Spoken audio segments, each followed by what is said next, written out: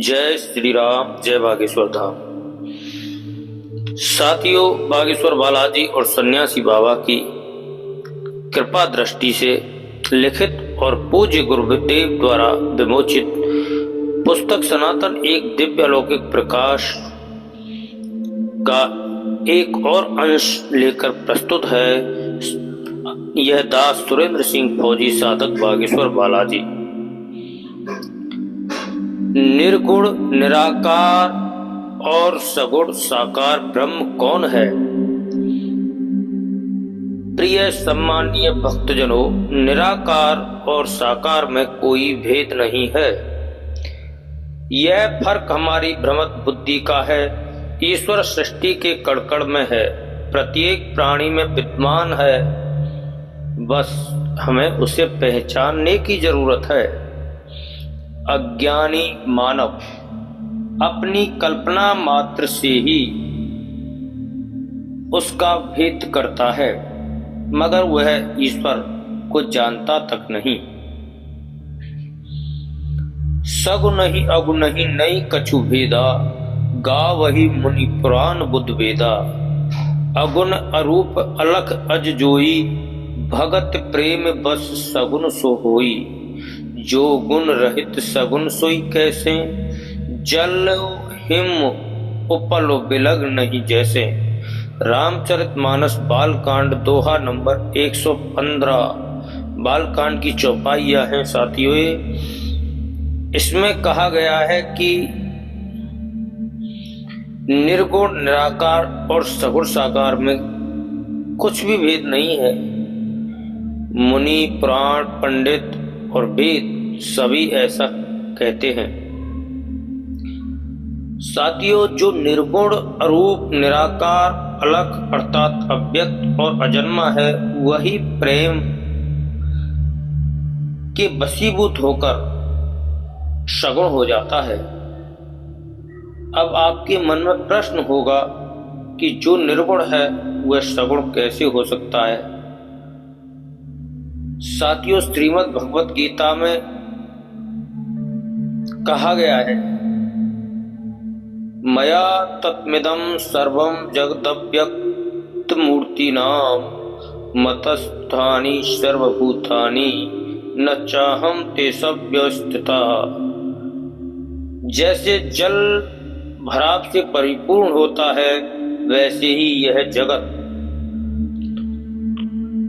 उस ब्रह्म से, निराकार परमात्मा से परिपूर्ण है और सब भूत उसके अंदर संकल्प के आधार पर है।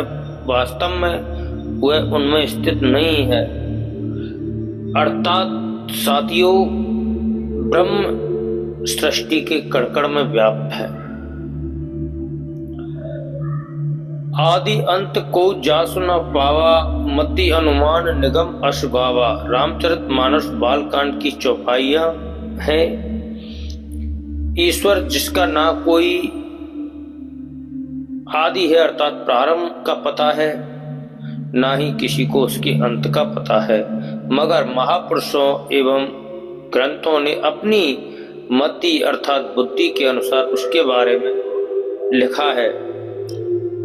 श्रीमद् भगवत गीता में भगवान कृष्ण स्वयं कहते हैं, ना वे विदु सुरगणः प्रभवं न महर्षय, अहम आदि ही देवानाम महर्षिणाम च सर्वसा। भगवान कृष्ण कहते हैं, मेरी उत्पत्ति का कारण तो देवतागण भी नहीं जानते, ना ही महर्षि जन, क्योंकि मैं सब प्रकार से देवताओं तथा महर्षियों का आदि कारण हूं। साथियों, महाकवि तुलसीदास जी रामचरितमानस में निर्गुण निराकार का सुंदर वर्णन करते हैं। वह भगवान श्री राम के बारे में लिखते हैं, बिनु पग चलई सुनई बिनु काना, कर बिनु कर्म करई विधि नाना। आनन रहित सकल रस भोगी, बिनु बानी बक्ता वड जोगी। तनु बिनु परसु नयन बिन देखा, ग्रहे घ्राण बिनु बास असेखा। असि सब भांति अलौकिक करनी, महिमा जासु जाय नहीं बरनी।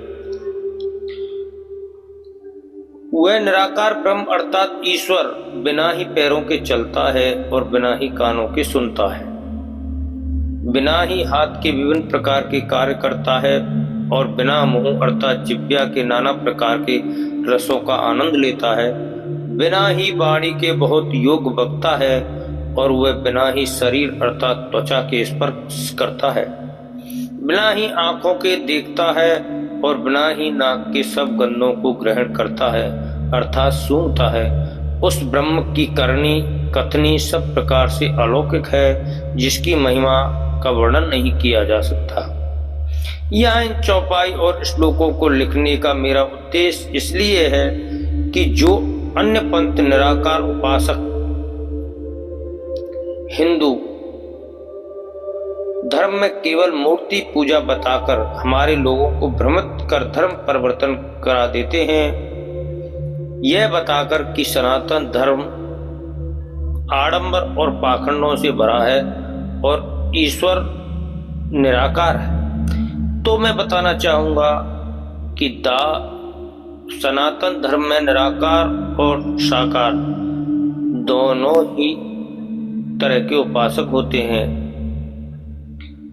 साथियों, ये निराकार उपासक वाले पंथ भी सनातन धर्म से ही निकले हैं। सनातन धर्म सृष्टि के प्रारंभ से ही है। सनातन धर्म निराकार और साकार उपासकों का वह धर्म है जिसके प्रकाश से संपूर्ण विश्व प्रकाशमय है। तुलसीदास जी ने निराकार ही साकार है और साकार ही निराकार है की व्याख्या को स्पष्ट करने के लिए रामचरितमानस में इस दोहे की रचना की थी, जो आपने अभी चौपाइयां सुनी थी। उन्हीं के संदर्भ में यह दोहा लिखा गया है। जे इम गावहि वेद बुध जाहे धरई मुनि ध्यान, सोई दशरथ सुत भगत हित कौशलपति भगवान। अर्थात जिनका वेद और पंडित नाना प्रकार से निर्गुण निराकार रूप में वर्णन करते हैं, उसी निराकार ब्रह्म ने राजा दशरथ के पुत्र के रूप में दुष्टों के विनाश और धर्म की रक्षा के लिए जन्म लिया है। साथियों, सगुण साकार ब्रह्म कौन है? जब पृथ्वी पर पाप और अत्याचार बढ़े हैं, धर्म का नाश हुआ है और अधर्म व्याप्त हुआ है, मानव जाति त्राहिमाम हो गई है, तब उस निर्गुण निराकार ब्रह्म ने दुष्टों का विनाश और धर्म की पुनः स्थापना के लिए सगुण साकार रूप में अवतार लिया है। श्रीमद् भगवद गीता कहती है, यदा यदा हि धर्मस्य ग्लानिर्भवति भारत अभ्युत्थानं धर्मस्य तदात्मानं सृजाम्यहम्। परित्राणाय साधूनां विनाशाय च दुष्कृतां धर्म संस्थापनार्थाय संभवामि युगे युगे। अर्थात जब जब धर्म की हानि होगी और अधर्म बढ़ेगा, तब तब वासुदेव कृष्ण इस धरती पर अवतार लेकर आते रहेंगे और धर्म की रक्षा और स्थापना करेंगे एवं अधर्म का नाश करेंगे। साथियों, कृष्ण भगवान कहते हैं कि मैं यानी कृष्ण हर युग में बार बार अवतार लूंगा और साधुओं की रक्षा करने के लिए, धरती पर पाप को खत्म करने के लिए, पापियों का संहार करने के लिए और धर्म को स्थापित करने के लिए मेरा अवतरण होगा और मैं जन कल्याण करूंगा। बाबा तुलसीदास जी रामचरितमानस में इन सुंदर चौपाइयों के माध्यम से प्रभु के सगुण रूप को प्रकट करने का कारण बताते हैं। जब जब होए धर्म की हानि, बढ़ी असुर अधमी अभिमानी, तब तब धरि प्रभु विविधि शरीरा, हरई दयानिधि सज्जन पीरा। अर्थात जब जब पृथ्वी पर धर्म की हानि होती है, दुष्टों का प्रभाव बढ़ने लगता है, तब तब सज्जनों की पीड़ा हरने के लिए प्रभु का अवतार होता है। साथियों, जब विधर्मी धर्मांतरण का जाल बिछाते हैं तो हमारे भोले भाले लोगों को यही कहते हैं कि ईश्वर निराकार है, ईश्वर का कोई रूप नहीं है।